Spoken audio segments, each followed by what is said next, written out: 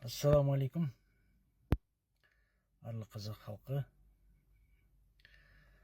Біз отбасымызбен бір себептермен Түркістан, одан асып Өзбекстанға барып, Бұхара, Самарқанд, Ташкент қараларындағы киелі жерлерді аралап қайтқанда, біз Бұхарада бір кітап алған едік. Кітапты Қиссасул Анбия деген. Сонда сол кітапта мынандай бір ата-ана туралы жазылған екен.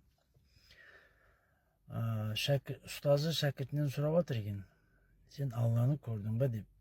Ұстазы шәкірті: жоқ, көрмедім деп. Онда сен үлкен қателік жасаған екенсің, онда жүрегің сенің әлі ашылмаған екен деп ұрысқан екен. Себебі қалай дегенде, Алла тағала өзінің мейірім, рахмет, шапағатын ата-ананың жүрегімен береді саған.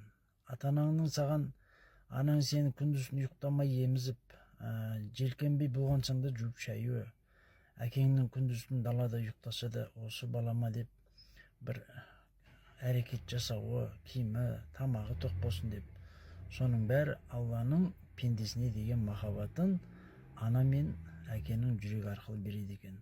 Соны сен неге көрмедің? Сен жүрегің ашылмаған екен, сен әлі Алланы танымаған екенсің деп ұрысқан екен. Сондықтан мен айтайын дегенім, жалпы естеріңізде болсын, бұл дүниедегі ең үлкен психолог, ең үлкен терапевт, ең үлкен педиатр, ең үлкен жанашыр ата-анамыз. Сондықтан да біз жаңағы қаптап жүр ғой қазір, психологпыз, бәлен түгленбіз деп. Оның бәрі бос әңгіме.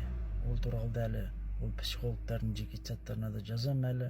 Мен оларды негіз бір-екеуін шақырған, батылға келіңіз, бірге бір жаңағы тікелей эфирде сөйлесейік деп, ешқайсысы келмей жатыр. Енді танитындарыңыз болса, осы біздің нені жіберіңіз, сөйлесейік. Қыздарға қалай сөйлеп жатқандарын, жалпы жас балалармен қалай сөйлесіп жатқан, ерлі зайыптылардың арасында қалай дұрыс емес мәміле айтып жатқан, қыздар сен өзіңмен өзің бол, жаңағы күйеуіңнің ақшасын жабысып қалма, өзіңді өзің күт, қымбат дүние ал деп бәрінің миларын айландырып жатыр ғой. Сол себепті соларды мен шақырғам, бірақ әлі ешқайсысы келіскен жоқ. Жалпы айтайын деген халқым, осы ата-ананы жүрегіне кең үңілген кезде Алланы көресіздер, Алланың махаббат мейірімін көресіздер. Сол үшін қазақтың ұлы сөзі бар: ата-анаңды риза қылмай дейді, Аллаға қол жайма дейді. Сондықтан мен айтатыным, ата-аналарынан Алланы көре біліңдер. Аллам жар болсын.